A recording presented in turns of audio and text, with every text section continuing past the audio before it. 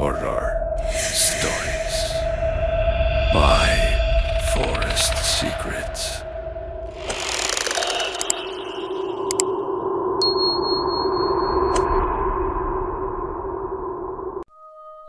May mga pamana na ipinapasa sa pamilya dahil mahalaga.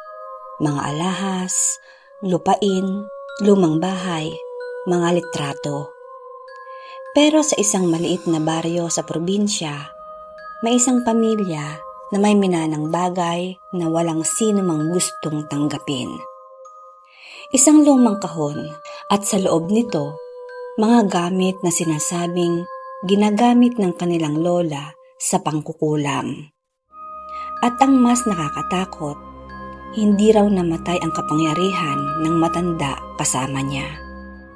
Dahil bago siya pumanaw, sinabi niya sa kanyang apo, "Kapag dumating ang araw na kailangan mong gamitin ito, huwag mong kalilimutan. Bawat kulam na ipinagawa mo ay may kapalit." At makalipas nga ang maraming taon, may isang babaeng lumapit sa apo ng matanda. Hindi siya humingi ng gamot, hindi siya humingi ng payo. Ang gusto lang niya ay iparamdam sa asawa niya ang sakit na nararamdaman niya. Dahil ayon sa kanya, niloko siya ng sarili niyang asawa, kasama ang taong pinakamalapit sa kanya, ang sarili niyang kumare. At hindi niya alam na ang paghihiganti na hiningi niya ng gabing iyon ay magiging sumpang hindi na niya kayang bawiin. Tahimik ang baryo ng gabing iyon. Halos 12:00 na ng gabi nang may isang babaeng naglalakad sa makitid na daan papunta sa isang lumang bahay na nakatago sa likod ng matatandang puno. Walang ilaw sa labas, walang kapitbahay na nakatambay, at kakaiba ang katahimikan sa paligid. Para bang kahit ang mga kuliglig ay ayaw gumana ang ingay. 3 beses na kumatok ang babae. Matagal bago bumukas ang pinto. Isang matandang babae ang bumungad. Mahaba ang buhok nito, payat ang mukha at malamig ang mga mata. Hindi niya tinanong kung sino ang bisita. Para bang alam niya kung bakit ito naroon. "Maipapagawa ka." Hindi agad nakasagot ang babae. Tumango lamang siya. "Pasok ka." Pumasok ang babae at sandaling maisara ang pinto, napansin niyang napakaraming lumang bagay sa loob ng bahay. Mga bote na may lamang hindi niya maipaliwanag na likido. May mga tuyong halaman, mga lumang papel, mga kandila, at sa isang sulok, isang maliit na kahon na gawa sa kahoy. May itim na tela sa ibabaw nito. Hindi niya alam kung bakit, pero nang makita niya ang kahon, ay bigla siyang nakaramdam ng matinding kaba. "Lola ko ang may-ari niyan," saad ng matanda. "Bago siya namatay, ipinasa niya sa akin." "Ano po ang laman?" Ngumiti ang matanda. "May bagay na hindi dapat binubuksan ng taong walang dahilan," saad nito. Napalunok lang ang babae at sinabing, "Gusto ko po siyang ipakulam." Tahimik lang at walang reaksyon ang matanda. "Bakit?" muling tanong nito. Napayuko ang babae at doon nagsimula ang kanyang kwento. 12 taon na silang kasal, may 2 anak, at sa tingin ng lahat, maayos ang kanilang pamilya. Mabait ang kanyang asawa, masipag, mapagmahal sa mga anak, at higit sa lahat, mukhang responsable. Pero ilang buwan, bago siya pumunta sa bahay ng matanda, napansin niyang nagbago ang kanyang asawa. Madalas nitong umuwi ng gabi.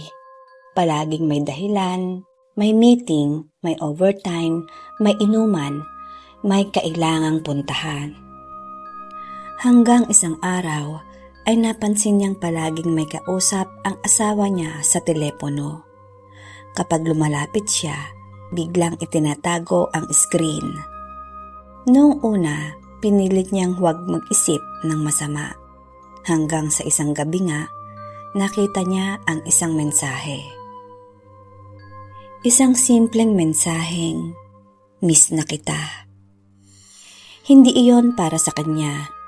At mas masakit pa, kilala niya ang taong pinadalhan nito, ang kanyang kumare, ang babaeng halos ituring niyang kapatid, ang babaeng pinagkatiwalaan niya, ang babaeng ilang beses niyang pinatuloy sa kanilang tahanan, ang babaeng pinagsabihan niya ng lahat ng problema sa kanilang pagsasama, at ang babaeng tinatawag niyang kaibigan habang buhay.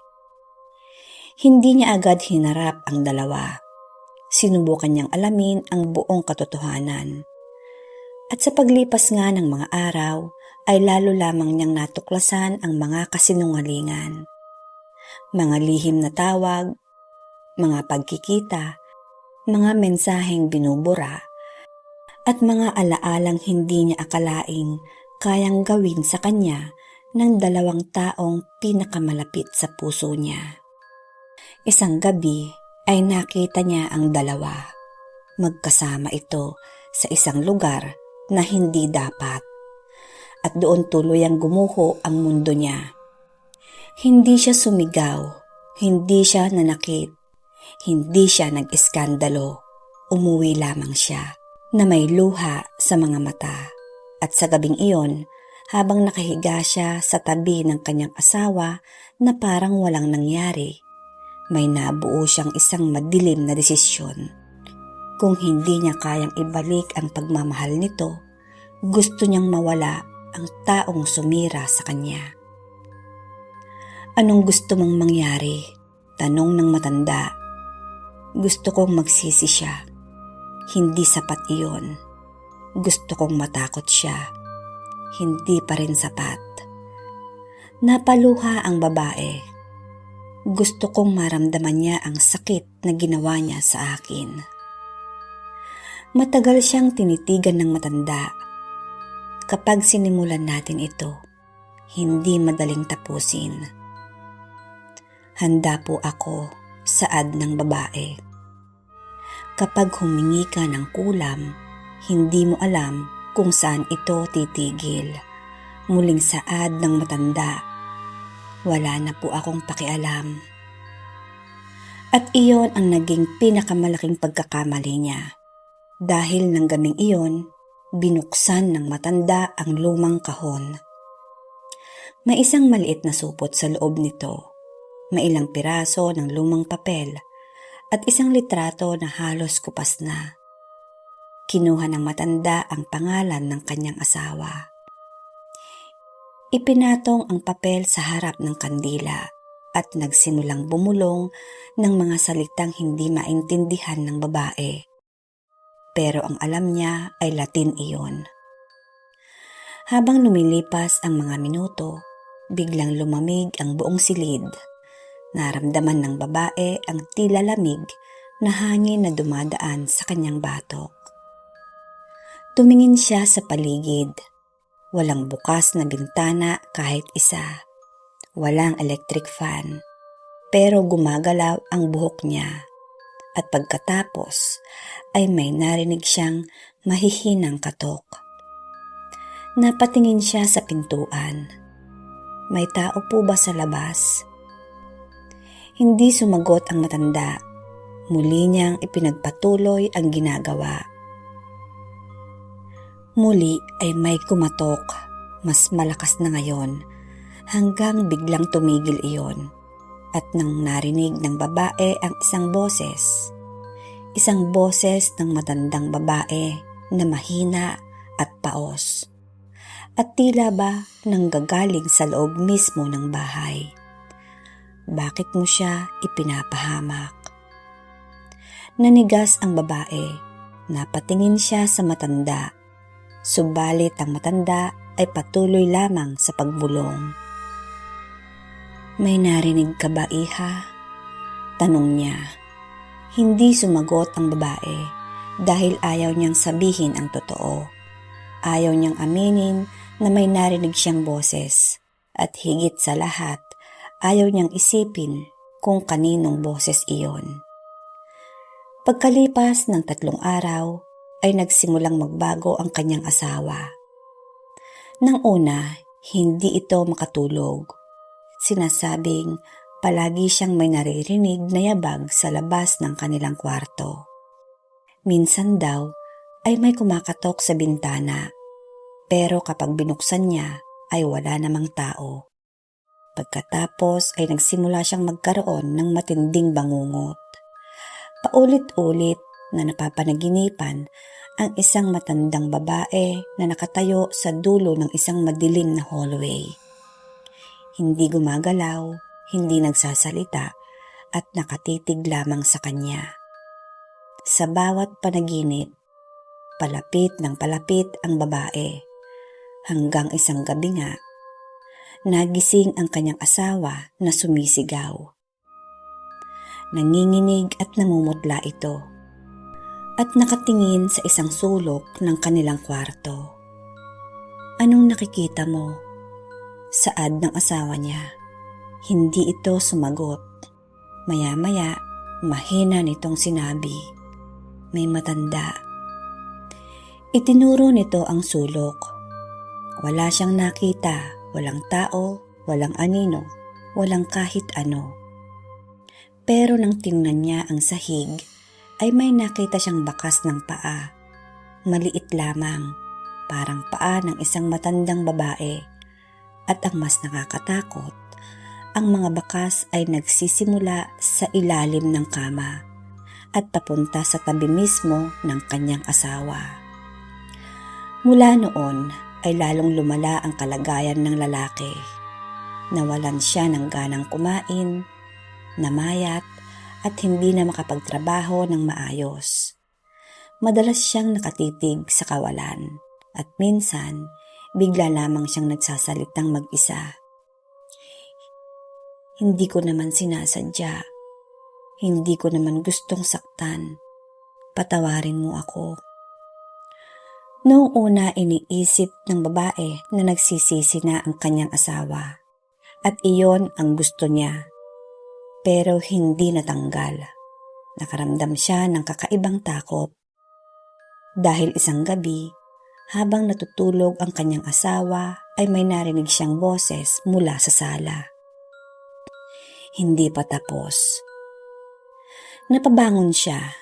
Tahimik ang bahay. Lumabas ng kwarto pero walang tao.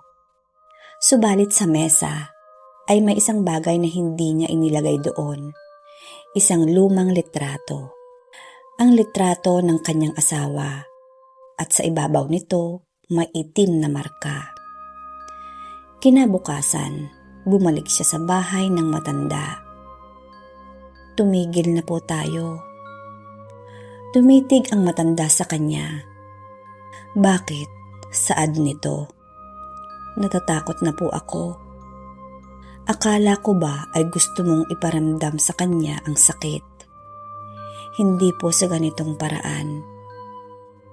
Hindi mo sinasabi kung hanggang saan."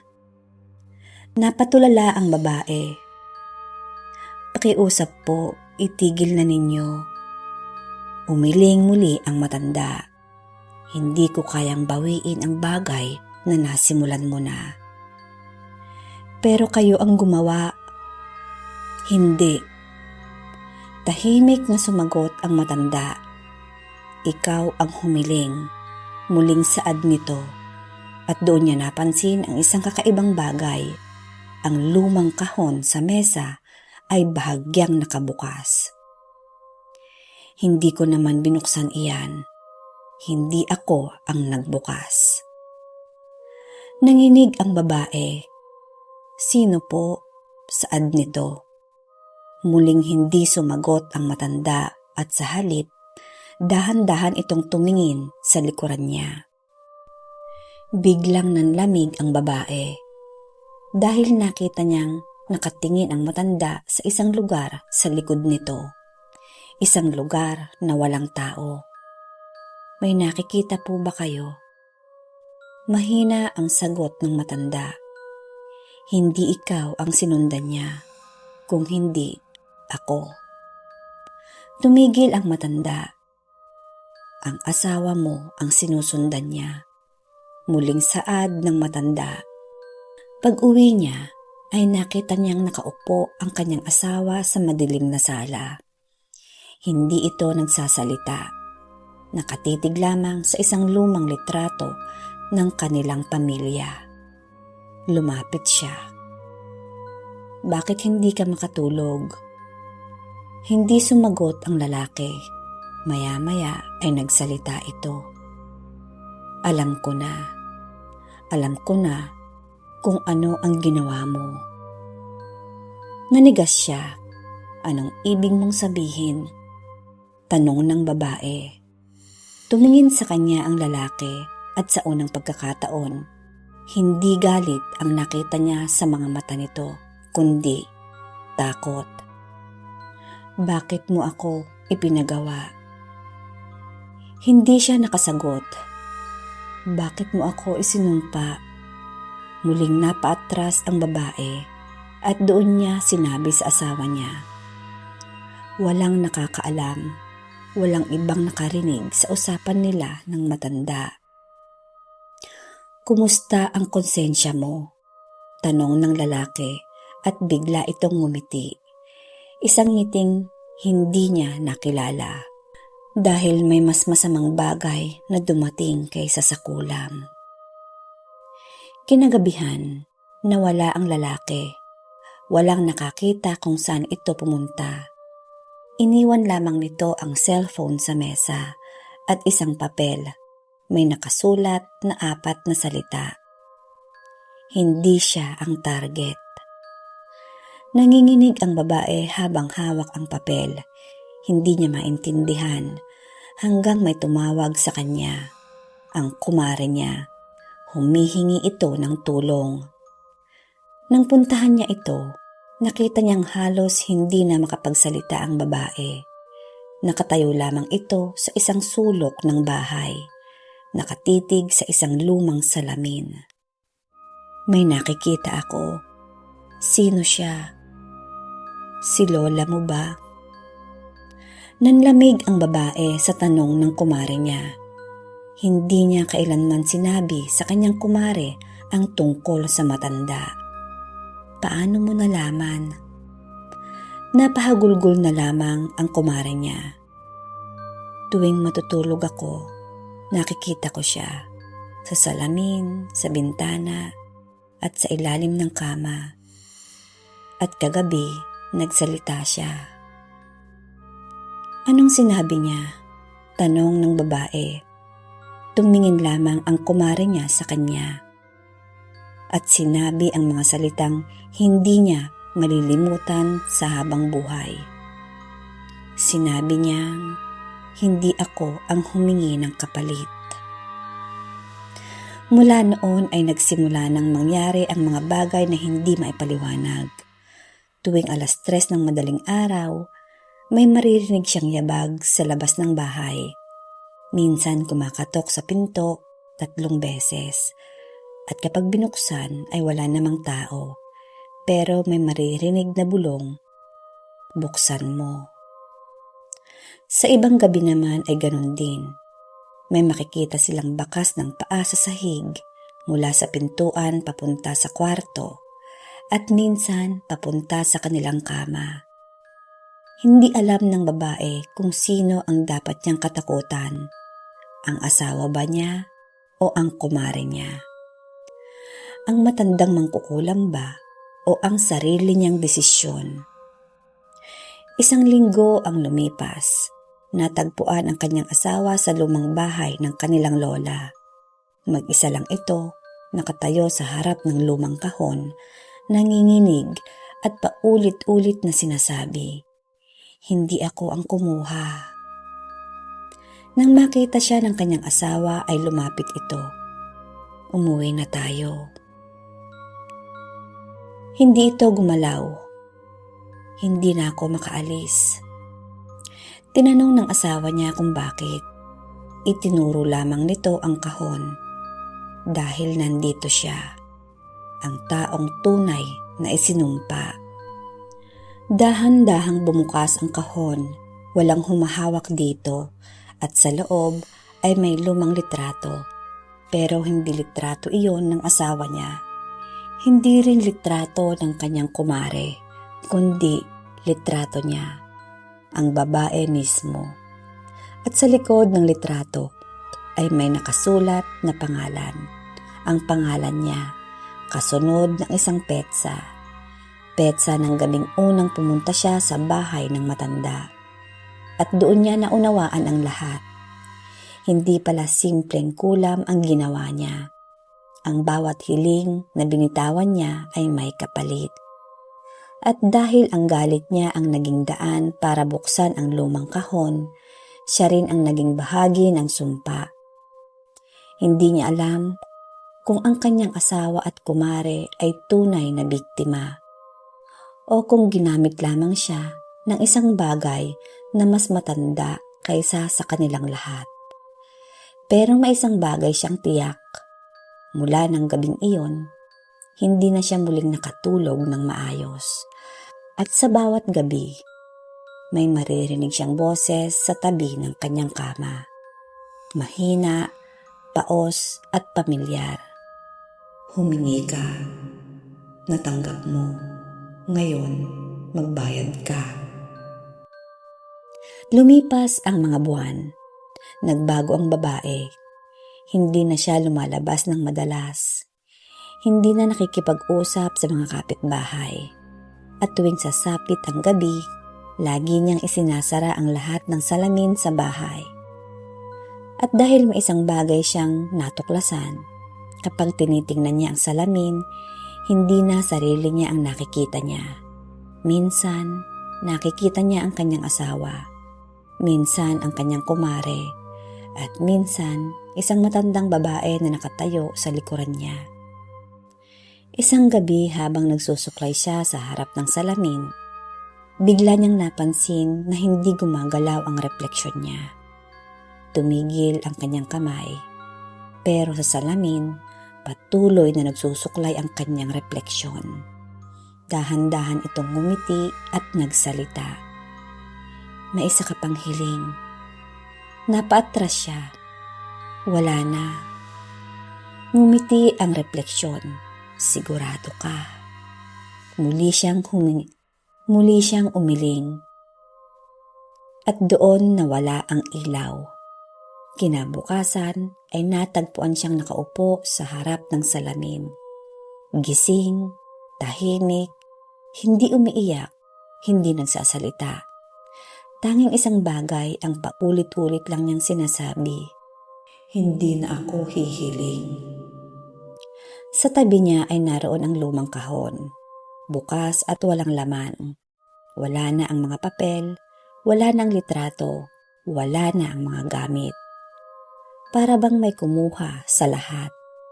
Pero sa loob ng kahon ay may bagong bagay. Isang maliit na papel. At nakasulat doon ang pangalan ng isang tao. Hindi ang pangalan ng babae, hindi ang pangalan ng kanyang asawa. Hindi ang pangalan ng kanyang kumare, kundi ang pangalan ng susunod na taong lalapit para humingi ng tulong. At hanggang ngayon, sinasabing buhay pa ang matandang nagmamana ng kapangyarihan ng kanyang lola. May mga taong pumupunta pa rin sa kanyang bahay. May mga humihingi ng tulong sa problema sa mga asawa nila. May gustong gumanti, may gustong makulam ang kaaway, at may mga taong handang magbayad kahit gaano pa kalaki. Basta lamang makita nilang nahihirapan ang taong nanakit sa kanila. Pero bago raw niyang matanggap ang sinasabing kliyente, lagi niyang sinasabi ang parehong babala. Sigurado ka, Dahil ayon sa kanya, madaling humingi ng kulam, madaling sabihin ang pangalan ng taong gusto mong saktan, madaling sabihin na wala kang kaalam-alam sa mga nangyayari. Pero kapag nagsimula na, hindi mo na alam kung sino ang tunay na biktima at hindi mo rin alam kung sino ang susunod na magbabayad dahil may mga galit na lumilipas, may mga pagtataksil na napapatawad, may mga sugat na gumagaling, pero may mga sumpang kapag minsan mong pinakawalan, hindi na bumabalik sa kahon. At kung sakaling may marinig kang katok sa iyong pinto sa kalagitnaan ng gabi, ay huwag mo agad bubuksan dahil baka hindi tao ang nasa labas at baka naghihintay roon ay isang humihingi ng tulong. Baka dumating siya para maningil.